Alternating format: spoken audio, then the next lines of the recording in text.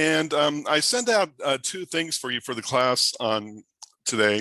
One of them is the class handout, and the top of it is Microsoft Excel 3 additional features. And I also sent you the class file, and that class file should be entitled Add Excel to Spreadsheet. And so I have my file opened up for you. And one of the things that I talked about in both classes is the number of tabs you can add along the to your worksheet, or to your workbook, I should call it.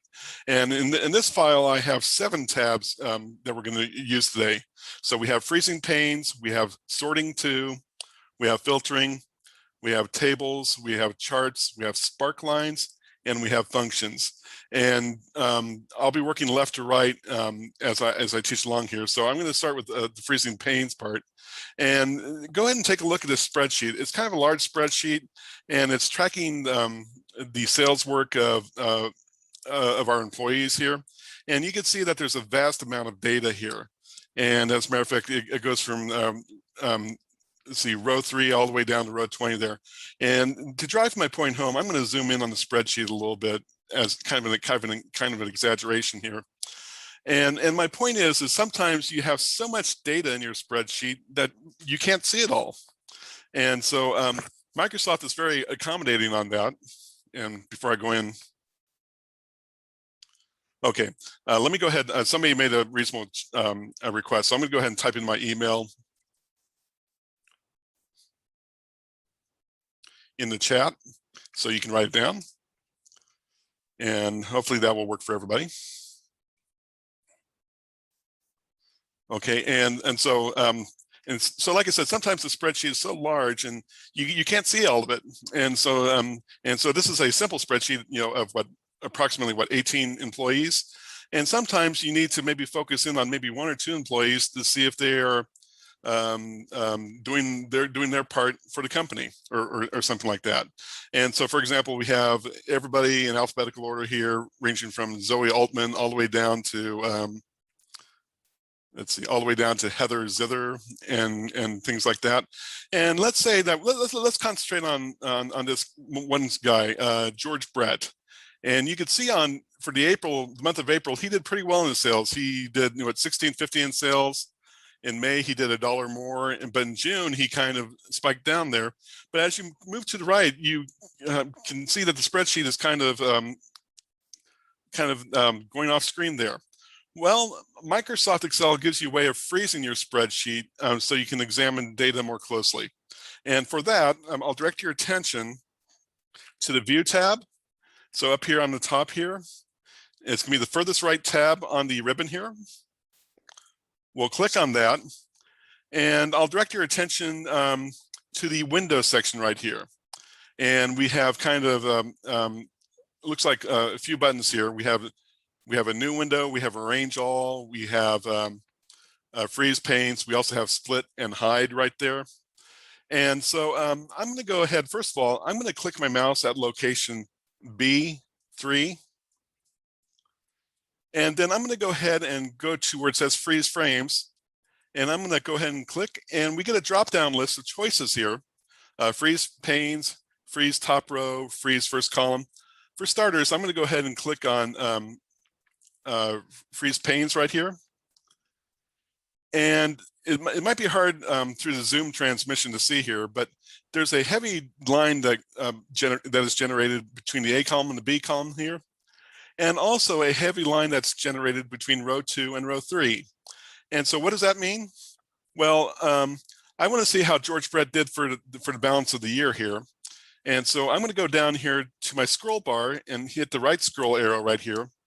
And as you can see, as I click, my title of my spreadsheet stays put, but also column A stays put. So I have a guide as I track George Brett's sales. And it looks like he's up and down in his sales here. In December of 18, he only did $200 in sales. And if I move to the right, he goes up and down and up and down. And it looks like he's pretty inconsistent with his sales. So I think it's safe to say that if George Brett is not very consistent, he's not going to have much of a career. I say that tongue-in-cheekly. Of course, we know what George Brett did. But anyway, but you can, that's a good way of tracking your employees or tracking your data, especially if you have a large spreadsheet, is to freeze your panes. Now, what I'm going to do now is I'm going to go up to the freeze pane button again and click. And this time I'm going to click Unfreeze Panes. And that way I've got my regular spreadsheet back. I can move it back and forth, up and down in total. Okay, let's try another way. I'm going to keep it on B3 here. I'm going to click on the drop down, and this time I'm going to say freeze the top row. And unfortunately, it does do what it's told. It does freeze the top row. And here it's just the title of the spreadsheet, vacuum and janitorial sales here. But it still might be very helpful because it'll remain static as you move up and down in your spreadsheet here. And then I'll go ahead and unfreeze that. And then I'm going to go ahead and say freeze first column. And here's my little bold line again here. And then once again, I can move left and right to see how my employees are doing in terms of their sales obligation. And then I can go ahead and unfreeze the panes right there. So the freeze pane comes in handy, especially if you have a humongous spreadsheet. And I only have 18 employees here, but you might have to account for maybe 100 people, maybe 200 people. The freeze panes button there might be to your benefit. Now, next on the view tab, and with this, another way you can maybe view vast amounts of data here is if you create a second window. And so I'm going to go ahead and just click here at A1 right here. And I'm going to go ahead and click on New Window, which is on the View tab in the Windows section here. And when I create a new window, Microsoft generates a duplicate window down here for me. And so what does that mean? Well, I'm going to go ahead and make one window right here available. And I can simply do something like point and click and drag. And maybe I can, I'll reduce this down to a window 2. And so maybe I can compare how employees did for April. And then maybe on the second window here, I might be able to compare and see, let's get this up a little bit, how they did for the end of the sales period, which would be, looks like June of 19. And so that way I can, kind of make a comparison right there. So here's the April sales data, and then here's the ending of their, evaluation right there. And so opening up a second window allows you to make those kind of comparisons where you can maybe compare the start of a sales period and maybe to the end of the sales period, and things like that. Now, to close the second window, it's just a simple matter of closing the window itself. So I'm going to close the second window by clicking on the red X up in the upper right-hand corner. And then I'll expand my original window again back to there. So the new window button is also a good way to compare large amounts of data. Now, a third choice that you might consider is splitting your windows. And once again, it's going to be on the View tab. And then this go around, if you click on Split, Microsoft will generate, will actually split your spreadsheet into 4 equal segments. And so we have one segment right here, one segment right here. And then if you look down below here, there are 2 separate horizontal scroll bars. One controls your left, one controls your right. And so that way you can maybe take a look at April for Zoe Altman, and then maybe scroll over and see how she did at the end of the sales period. And there's her figure right there, the $22.99 right there. And you can see that Zoe has made tremendous progress as a salesperson with a tremendous amount of sales there. And so splitting your window like this can allow you to compare large amounts of data as well. So, and to remove the split, just simply, this is a toggle switch. So you can click it on and you can click it off. And so I have my regular spreadsheet back there again. And so that's one way you can help control the vast amounts of data that you might have. And so the first choice was we froze the panes. The second choice is we created a second window. And the third choice is we split the spreadsheet so we can compare one section to another section. are there any questions on these three things that you can do?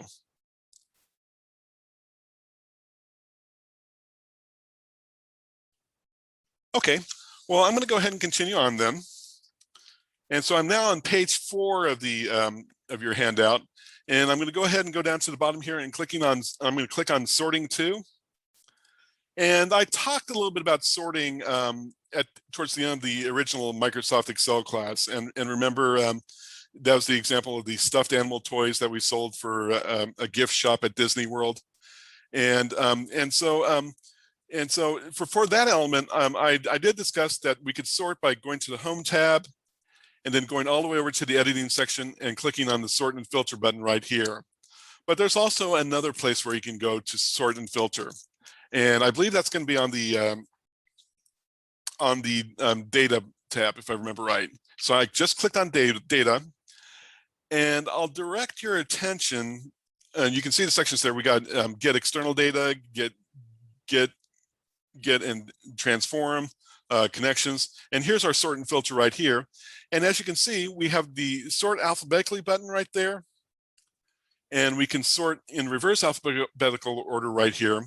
And we also have our little filter button right here, and we also have a sort button here, and I'll show you how this comes into play in just a moment right here. But right now, here's our spreadsheet that we're working with on the second tab here, and this is kind of I guess a vacation place that tracks the usage and payment of the vacationers. And so we have, looks like 6 separate cabins that we need to account for.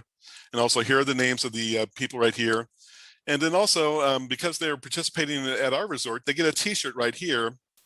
And then the 5th column right here shows how they're managing their payment for their little cabin or something like that.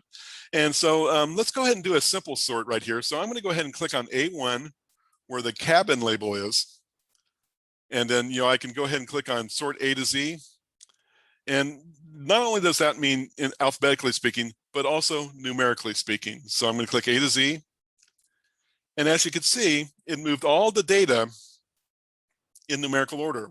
And not only that, the names also moved, their t-shirt size, and then also their payment information right there. And so so we can sort numerically right there, and we also can do it in reverse order. So if I do Z to A, you can see that 6 is at the top and the 1s are down at the bottom there. So that's kind of a simple sort right there. And then also,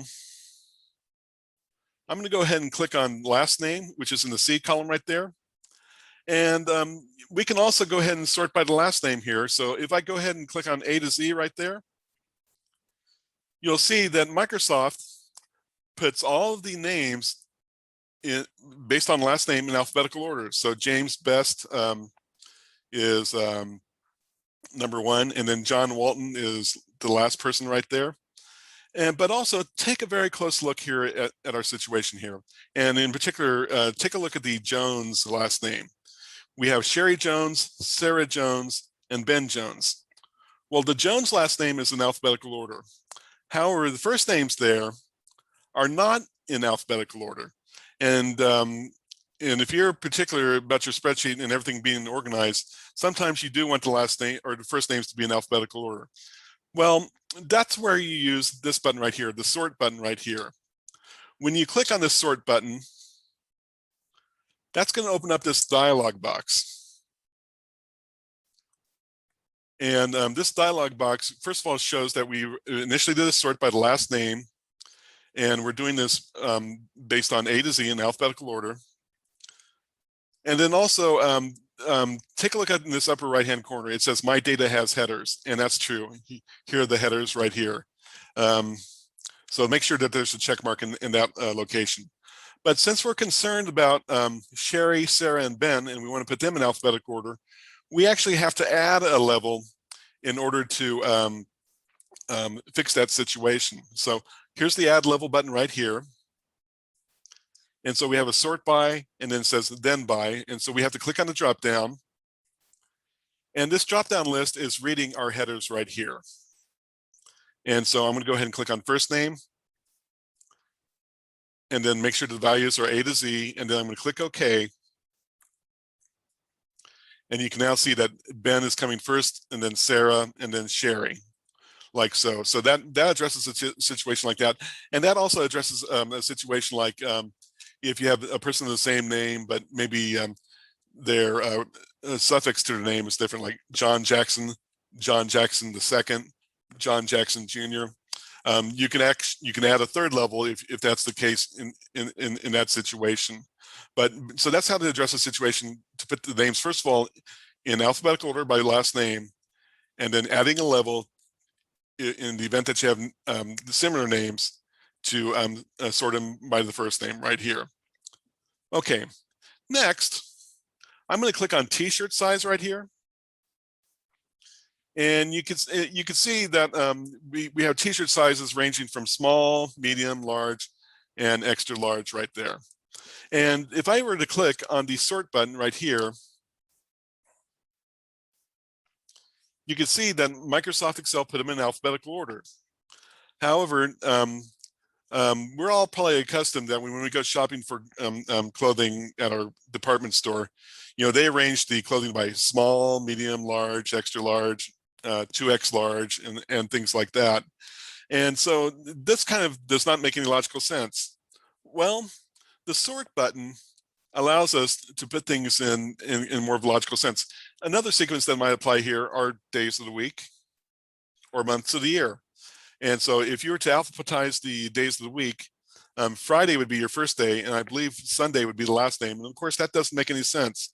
So sometimes you have to create a specific order in order to put things in order. And to do that, I'm going to click on the sort button right here. And you can see it knows I'm pointing at T-shirt size right there in the values, and it says A to Z there. But I'm going to go ahead and click on this drop down. And I'm going to say I'm going to create a custom list. So I'm going to click there. A new pop-up dialog box opens up. And then one thing, you'll have to create a list here. And I'll warn you in advance that your spelling does count. So if you, so for example, in my spreadsheet here, I have X-large. If you type in X large, Microsoft will not change the X large on your spreadsheet. So spelling does count here. So the start of our sequence is we have a small T-shirt, S-M-A-L-L. I'm pressing enter. Next in the sequence is medium. And then I'm going to press enter. Large, pressing enter. And then X-large. And then I'm going to go ahead and add that to my list, and it comes over here to my left and adds to my list right here. So we now have small, medium, large, and extra large. And I'm going to click OK. And then I'm going to click OK again. And you can now see that my spreadsheet is now sorted based on T-shirt size right there. Are there any questions about sorting?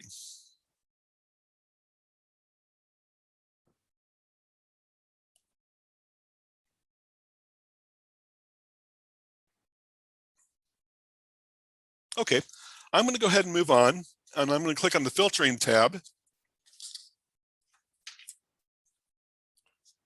And on the handout, my discussion about filtering begins on page 8. And so, so this is a spreadsheet that depicts checkout of technology items at maybe a library or maybe at an academic situation. And so we have an ID number for each of the items there. We have an item type for all the numbers there. We have a brand name for the items. We have a checkout date and a check-in date for each of the items. And then the final column depicts who the items were checked out to. And that's a lot of data to maybe sort through. So let's say your supervisor comes up to you, and the supervisor wants a list of all the people who have not returned their technology yet. And so if you look at the checked in column right there, you'll see that there are at least 3 or 4 blank spaces there. And that's just basically an indication of people who've not returned their items yet. Okay, and so also to help us answer that question for the supervisor, it might help us to filter our data. And so on the data tab in the sort and filter area, I'm going to click on the filtering button, which is right here. And watch what happens to the spreadsheet here. We get drop-down arrows in each column here. Now, one of the reasons why I love Excel so much is it gives us more than one way to carry out a task. Moments ago, we just did a sort and filter with the sort and filter button, the sort alphabetically and sort reverse alphabetically, as well as the sort button here. And I'm going to go ahead and click on the drop-down arrow next to the ID button right here. And it gives us a drop-down list. And the first thing we see is sort smallest to largest, or sort largest to smallest. And we can also sort by color if we wanted to do that. And then also, it gives us a couple other menu items here, which are not readily available. And then also, it has all the item numbers here selected for us. And if I keep on scrolling down on this little drop-down list, there's some other things that are available here too as well. The point being is, we could have done a sort and filter right here on the ribbon. And we can also, by the virtue of the fact that we activated the filtering button, we can also do a sort and filter right here. It's the same thing. I'm going to click to remove that. And so we need to do some sorting and filtering, and let's try to break it down and try to determine who has not returned their technology yet. And so for starters, I am going to go to item type and click on that. And it has my list down here. It has drones, laptops, smartphone, tablet, wearables, and things like that. And for starters, I'm going to go ahead and let's say, let's see, oh, here it is. Okay. First of all, I'm going to go and click on, see where it says select all right here? I'm going to click on that to deselect all my items right there. And then I'm going to select drones. I'm going to select wearables.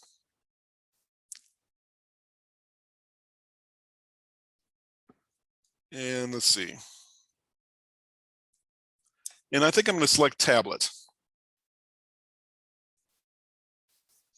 Okay. And then down below here, here's the OK button right here. I'm going to click OK. And you can see what happened to my my spreadsheet here. And first of all, the first thing to note, that's a form of filtering. We decided to go ahead and select a few items here. So our spreadsheet only reveals the tablet, it shows wearables, and it shows drones right here. And all the other tech has been removed from our spreadsheet for the time being. Also, a visual cue for you. If you look at this dropdown, it now has a little filtering symbol right here to let you know that you did some filtering right here. Let's do some more filtering here. And so under brand name, I'm going to click on that dropdown.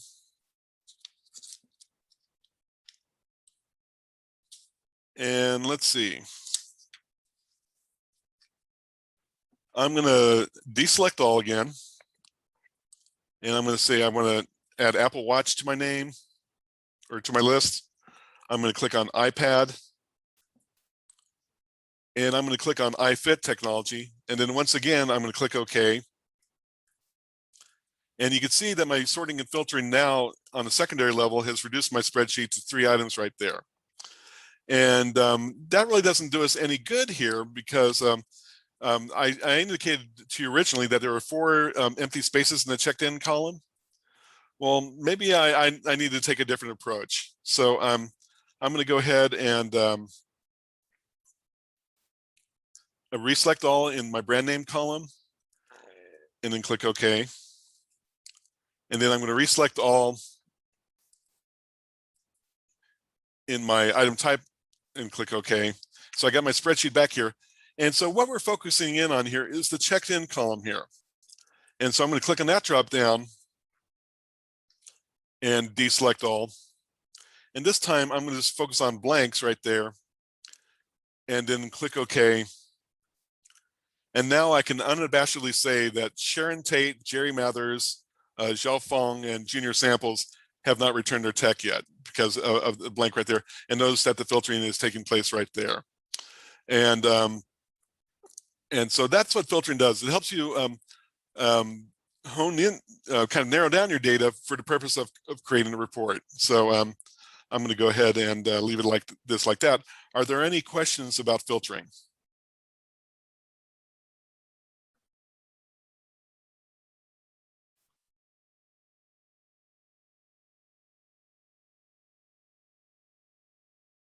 Okay, I will go ahead and move on then. I am going to move to the Tables tab. And my discussion on tables in the handout begins on page 11 if you're following along. And so once you've kind of entered your data into your spreadsheet, sometimes you might want to formulate your spreadsheet to be a table. And for that, if you'll click on the Home tab, and so this is the Home tab that we used very frequently in the Microsoft One class. But I'll direct your attention over to the right-hand side here to the Style section right here. And basically, the first thing I'm going to do in creating a table, I probably should set this up. This is a spreadsheet for a sporting and camping supply company. And so we can see that we are tracking the quantity of sales, the description of the item being sold, the unit price, and of course the total right there. And so I'm going to go ahead and go over to the Style section right here. And there's a button here that reads Format as Table. And when I click on that, that gives me a drop down of different colors of tables that I can use and things like that. And so I'm going to go ahead and there's a light section, a medium section, and a dark section. I'm going to go ahead and go to the medium section here. Let me move that out of the way there. Okay. And I'm going to go ahead and go to row 2 and the fifth one over from the left. And I'm going to click on that. And the next thing that pops up is a dialog box, and it says Format as Table. And it asks you, where's the data for your table? And you can see on my spreadsheet, by virtue of the fact that I did a series of clicking there, it has already put a table around things that I've highlighted. Before I went to these drop-down lists right here, I had highlighted from location A4 all the way down to the corner of D16. And you can see in my little text field here, that's where I have indicated there.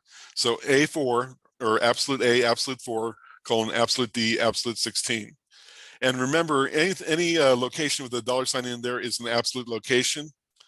And so it knows to put the flashing mark key starting at A4 and ending at D16 there. But also, if I selected the wrong data here, I can simply click on this button right here.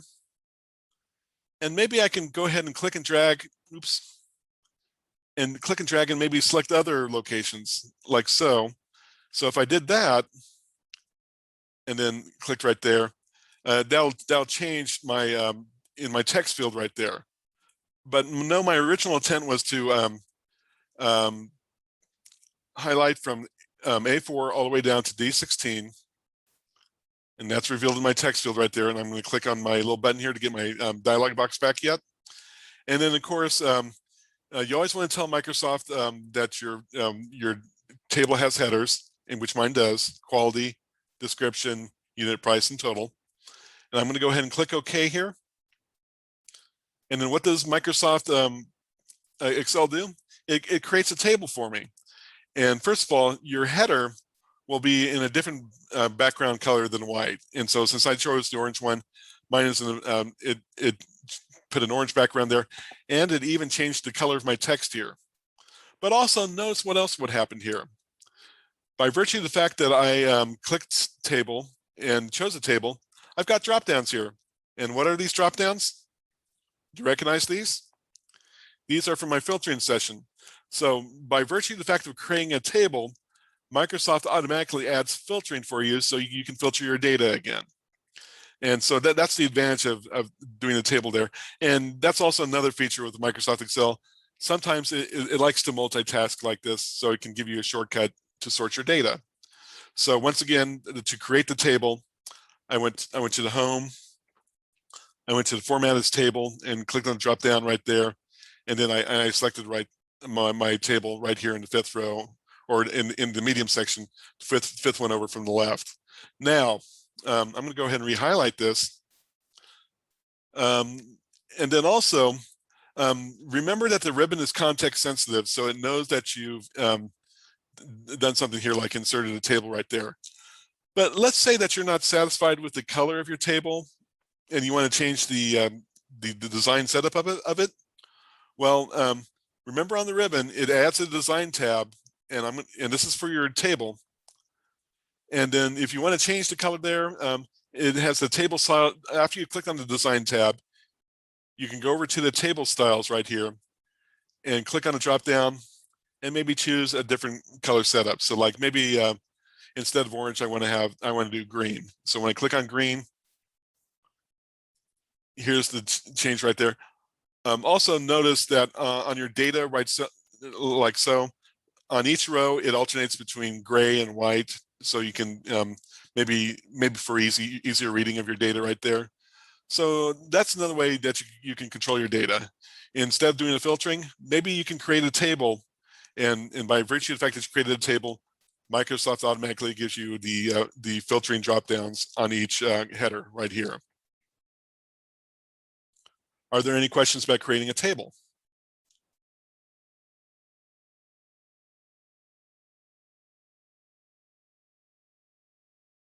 Okay, I'm going to go ahead and move on. Charts are another way by which you can represent your data. And Microsoft has a vast way of creating charts. And my discussion on charts begins on page 14 of your handout, by the way.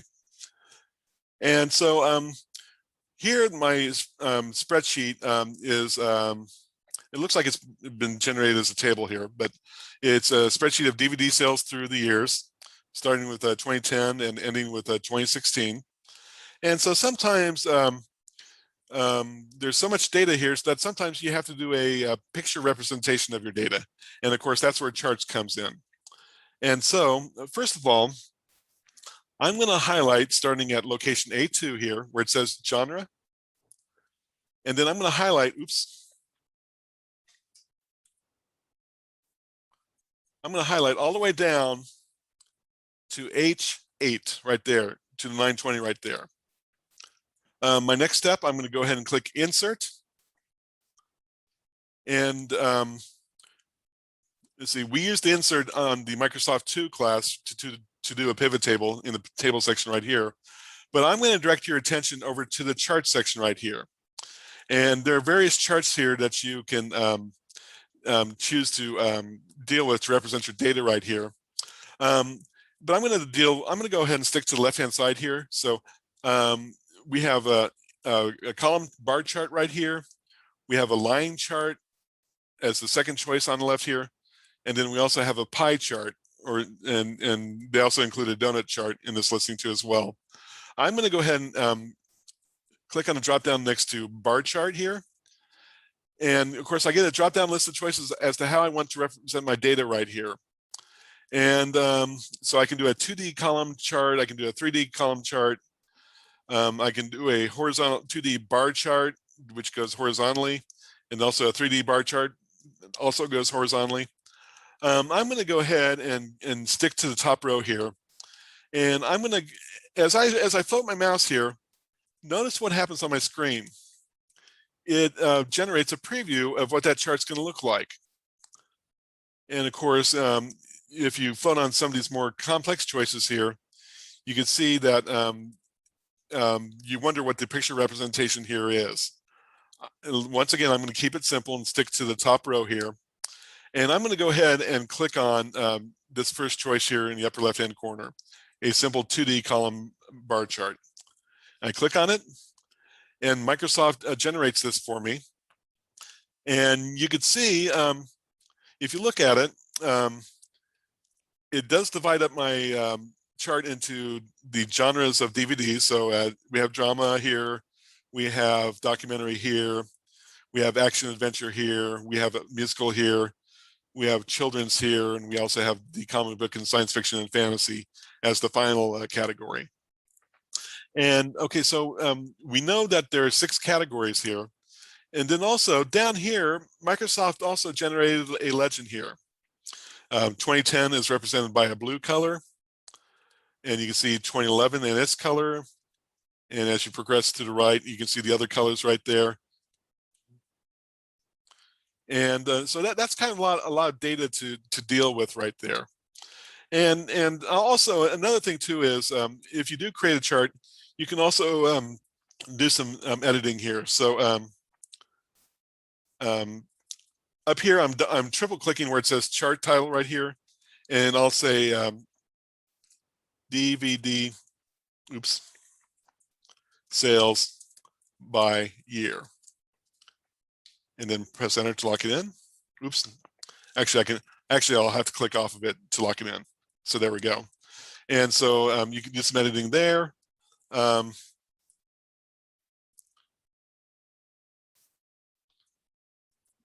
Okay, and so so it looks like we have a little chart right there, and then also let's see what's going on here. Okay, okay, excuse me for a moment.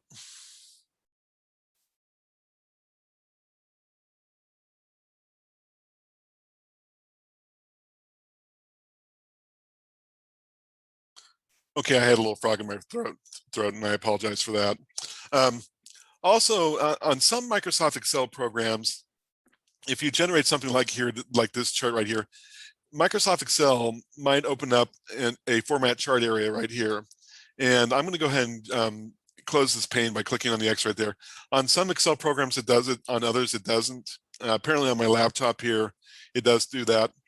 But also, so we generated a bar chart here, but also remember that the ribbon is context sensitive here. And so it has the design tab selected for me. And so I can choose maybe different styles of charts going on here. And so if I point at this one, see how my chart kind of changes right there. And then if I point at that, it changes right there. And so one of my big problems here is maybe I have too much data for my chart, because even as I look at this simple chart here, I just see a lot of data here, and it might be confusing. And so one option that you might pursue is to change the chart type. And for that, if you go up on the design tab of your chart design tab, you can always go over to the right hand side where it says type and change the chart type.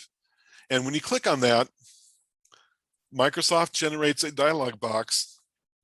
And so we know maybe a column chart might not do the trick. Let's see what happens if we click on line, which is over here in the left-hand column here.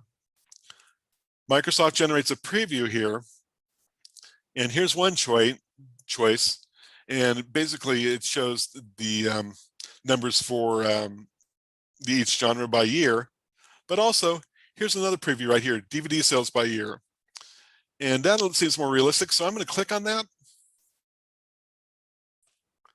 And then I'm going to click OK. And so my chart type kind of changes. It changes into a line chart here. And this time it progresses through the years on my bottom row right here. And over here is the number of DVD sales here. And then also it represents each genre by its own little color as per the legend right here. And so that might be a little bit easier to follow. But also, and then of course, Microsoft up here on the ribbon has also other options you can pursue here. But probably the biggest thing though is if you do decide to do a picture representation of your data, and since we have so much vast data here, with the genre type and the years here, I mean, that's a lot of data to sort through. We might simply do it one year at a time. So what I'm going to do here is I'm going to go ahead and press delete, and that removes my chart type.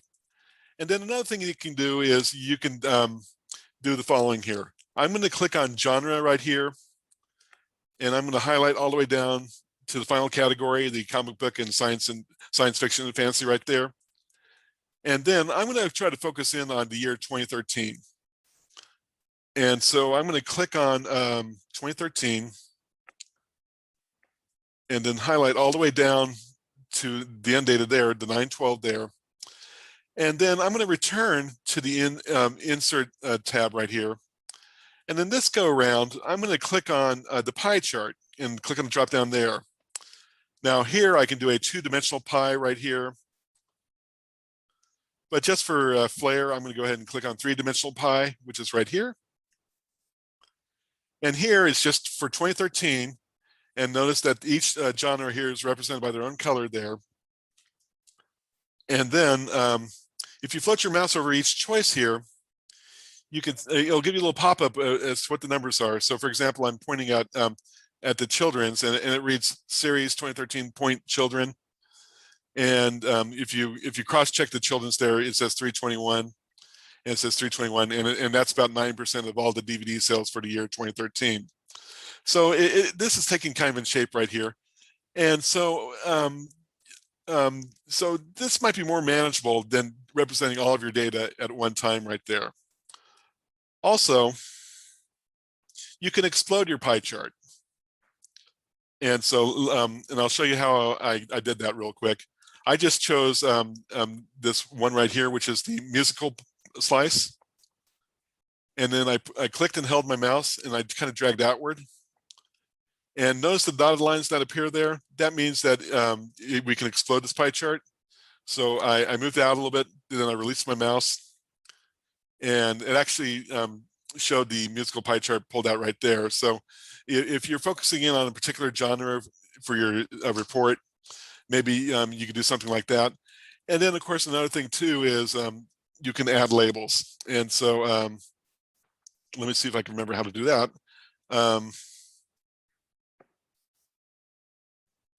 It's been a long time since I've dealt with pie charts, so I might.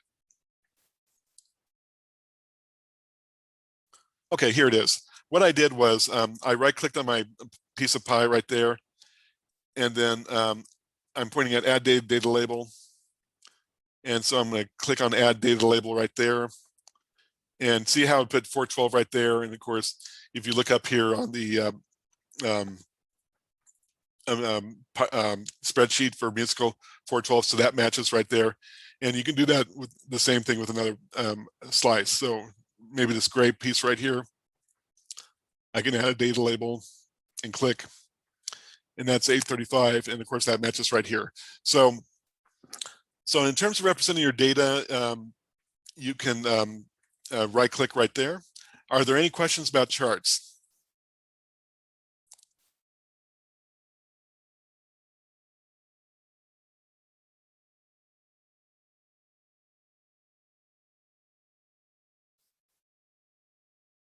Okay. Okay, so so that's charts right there. I'm going to go ahead and move on now to Sparklines. And Sparklines are also, basically Sparklines are charts themselves, except they don't take up as much room on your spreadsheets as the typical chart does. Now, for my discussion on Sparklines, I'll direct your attention in the handout to page 18. And so this is a spreadsheet that represents the quarterly grades of students. And so looks like we have roughly, 9 students there. And so sometimes, we can look at the numbers, and numbers can be bewildering to look at. And so another thing that you can do is you can maybe do a chart that shows trends in the data. And Sparklines are a perfect way to show trends. And so for starters, I'm going to click on the Insert tab right here. And then I'm going to go ahead and direct your attention to a section called Sparklines. It's more than halfway across on here. And you can do a simple line chart, you can do a column chart. And then if you're in business, you can do a chart that shows both win or loss, or profit or loss, if you will, if you want to get down to the reality of it. But for my instance, I'm going to go ahead and click on line, which is right here. And what Microsoft does is choose the data that you want. And so I'm going to focus in on Bruce Anderson right here. And so what I'm going to do is I'm going to click here and click this little button right here. And then I'm going to click on his first quarter score. And then I'm going to drag to the right and end right here. And notice what Microsoft generated here in the text field, B2 colon E2. And remember, by definition, that's a range because that's consecutive cells right here. I'm going to click to get my button back. And then the next question that Microsoft asks me is, choose where you want the Sparklines to be placed. Well, I'm going to click here. And I'm going to click right on Bruce's row at F2, right there. And after I click there, Microsoft returns absolute F, absolute 2. I'm going to click OK. And here's my Sparkline. Now, and so it goes high, it goes low, it goes high, it goes low. And maybe we need to add a little bit more details to the Sparkline. And so by virtue of the fact that we did do a Sparkline, we get the design tab that comes up. And then here, Microsoft gives us a choice. Do you want to show a high point in the data and a low point in the data? How about any negative points in your data? Well, since these are academic scores, I don't think there are any negative academic scores. So I'm going to choose high point and low point. And of course, here's some previews for that. I'm going to go ahead and choose this one right here, dark style or style dark. And you can see on Bruce's record, the low point looks like the second data point right here, which is 82. And then the high point is the 89.3, and that's the third point, and that looks accurate. Okay, so we have a Sparkline created for Bruce Anderson, and we need to represent the other students here. Well, remember back in the Microsoft 1 class, I talked about autofill and the fact that we can copy and paste data from one source and apply it to other sources. Well, we can do that with Sparklines too as well. And so I'm going to take my mouse right here and point at the autofill handle right here.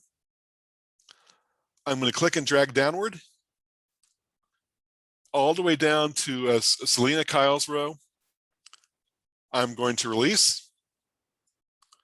And you can now see that each student has their own Sparklines, which accurately represent their trending of their academic scores here.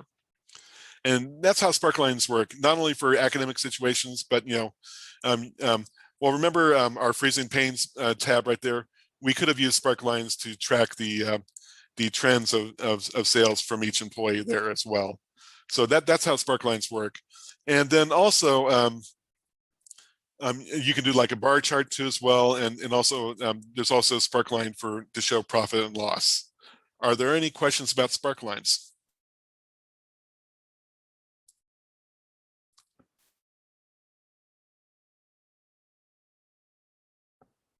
Okay, well, we are now to the Functions tab, and I'll click on Functions right there. And from the Excel 1 class, I probably already talked about one of the functions that we're very familiar with, and that's the Autosum. And so, and if you remember on the Excel 1 class, we got to the Autosum by going to the Home tab, and then going all the way over to the Editing section and clicking on the Autosum button right here. That's up here in the upper left-hand corner right here of the Editing section. But there's also another place where you can get the Autosum, and let's see if we can find it here. It's going to be on the Formulas tab, and basically we have the Insert function button right here, and next door is, lo and behold, the Autosum function basically. And I hinted, if you took my Microsoft 1 class a little bit earlier, I hinted that there were other choices that might be available: sum, average, count numbers, max, minimum. And so let's see how these come into play. And this is probably a very convenient button to use, especially if you have to find these mathematical terms right here. And so, for example, we're all probably familiar with the Autosum. So I'll click on my mouse here at location C9, and I can go to the Autosum dropdown, or I can actually click on Autosum since it says Autosum. And remember what it does? It chooses a range of cells for me. And then here it returns the function argument or the function statement equals sum, and the argument is C3, C8. And that's what it selects right here. So I can simply press enter on my keyboard and I get a sum of 198 right here. And of course, up here on the formula bar, it reveals what I did right here. And we can do the same thing with averages. So I'm going to click here, and then I'm going to click on the drop down, and we'll click on where it says average. And remember, it selects the range of cells right there. Look at the function statement, equal average, and then the range of cells there, and that's what I want. I press enter. And that's the average of these numbers right here. Count numbers, once again, place your cursor box right there. And we can say count numbers. And so it counts the numbers in my sequence right there, and it chooses the right range. I press enter. And so there are 8 numbers that are being counted right there. You can also find a maximum in a group of numbers. So this might come in handy if you're like looking for a high score or high sales or high score. And so I'll click here. We'll click on the Autosum dropdown, and here's max. It chooses the range right there, and that's what we want. Pressing enter, and it finds the 89, which is right here. And of course, minimum, it also has a dropdown for minimum. We'll click on minimum. It selects the right range of numbers for me. Here's the function statement, equal min, and here's the argument, L3, L10. I press enter. And of course, 5 is the minimum number here. And then here it says middle. And I'm going to click here. And then unfortunately, in our drop-down list, we don't have a middle menu item here. So we're going to have to click on more functions. And the insert function dialog box pops up. And it has a brief listing of functions right there. But sometimes you have to go into the search for field to tell Microsoft what you're looking for. So the middle number, that's what we're looking for. So I'm going to type in the word middle. And I'm going to say go.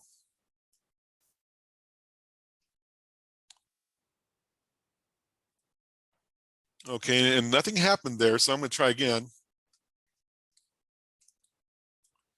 And another word for middle is median. And I'm going to click go. And my function list changed right here.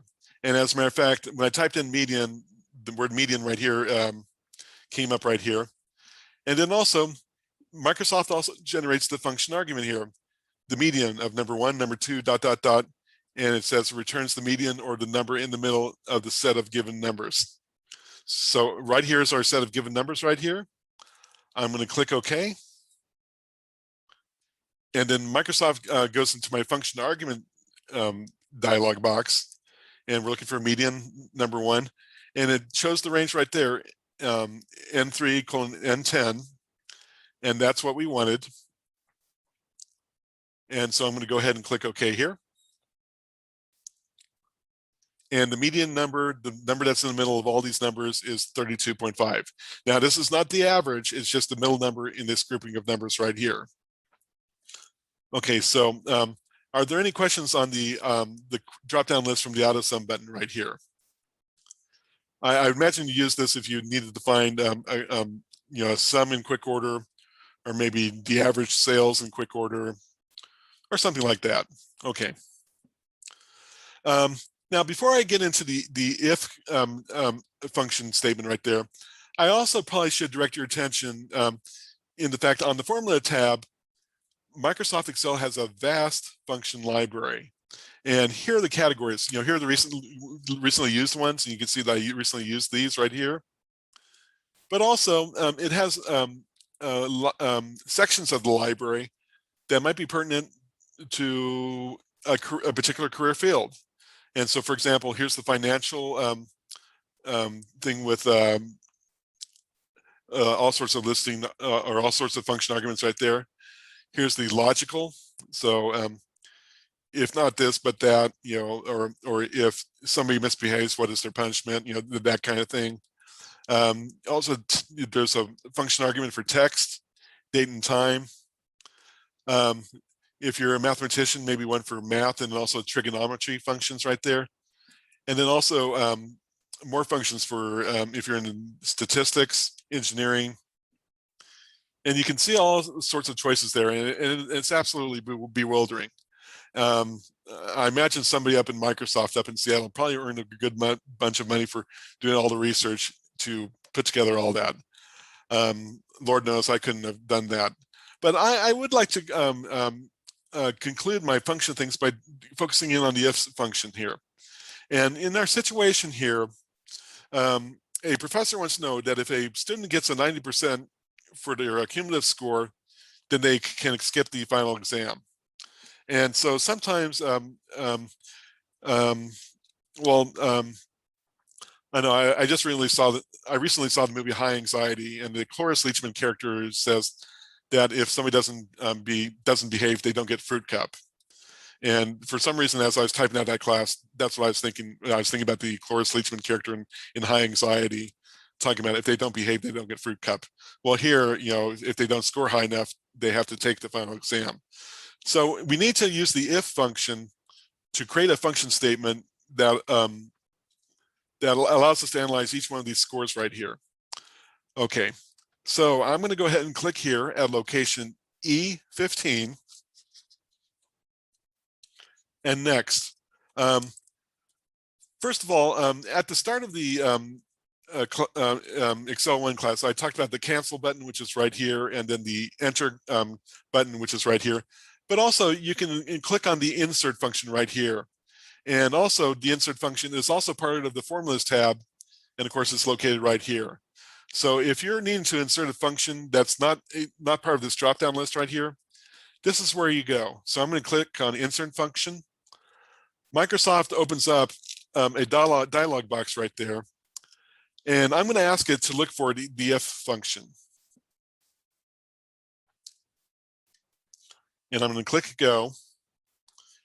And before I go any further, I'll direct your, I probably should, I probably skirted around this, but I probably should talk about the setup of a function. And so I'm going to direct your attention to the top of page 20 here. And so just like with formulas and functions take on a particular part of, on a particular syntax for it to do its job. And so up here in the top of the page here, a function starts with the equal sign, and it always starts with the equal sign. And as a matter of fact, if you look at my location on E15 there, I just simply clicked on the function button, and it automatically generated the equal sign there. Okay, and then next, after the equal sign comes the function name. And in this instance, our function name is the if. And then your argument is always what follows in parentheses. And on the handout here, I have A1 colon A20 because we're adding numbers in this little function argument here. But on other arguments here for the if function, sometimes it's a logical test. So for example, and if you look down here below the listing field here, it says if, and it says logical underscore test value. And then you have to insert a value if it's true or a value if it's false. That's the argument right here in parentheses right here. But for starters, I'm using the if function right here. I'm going to go ahead and click OK. Microsoft takes me to the function argument screen. And so basically, we want to know that if these scores are higher than 90, then they can skip the exam. If they're lower, they can't. And so for a shortcut on John's score here, I'm going to go ahead and click on the 92. And look what happens in my function argument field. It gives me the 92 right there. And then next, I'm going to go to my keyboard and I'm going to type in the greater sign. And then the value that we're comparing is 90. So I'm going to type in 90 right there. And then so that states the logical test if D15 is larger than 90. On the next field, I have to type in the value if that particular number satisfies the logical test, and the value here is going to be yes. And then in the third field, I have to type in the value if it fails to meet that logical argument. So I'm going to type in nope right there. And so down below here, it kind of gives me a preview. It checks whether a condition is met and returns the value if it's true and another value if false. And so I'm going to go ahead and click OK. And you'll see that John gets a yes vote right here. And then if you look up on my formula bar, it says equal if, and the start of the argument is the logical test right here in the first section, the value if it meets the logical test, and the value if it fails to meet the logical test. And then once again, with all the other students right here, you can use the autofill feature. And remember, the autofill button is over here at the lower left-hand corner. And click and drag downward. And hopefully if I did my work correctly, I'll get a value for each one of the students here. And so, yeah, Avery, he was 1/10 of a point away from skipping the final exam. And then it looks like Paula is in dire straits there, right there. So, and then if you click on each one, you can see that the argument is true for each row right there. So that's the if function. And that's also kind of a handy feature to have too as well.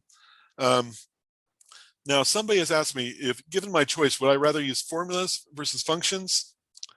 Well, actually, I prefer both, but I also use them in tandem with the autofill feature that I just showed you, and then also copy and paste. Sometimes I can copy one situation at one cell and paste it at other locations.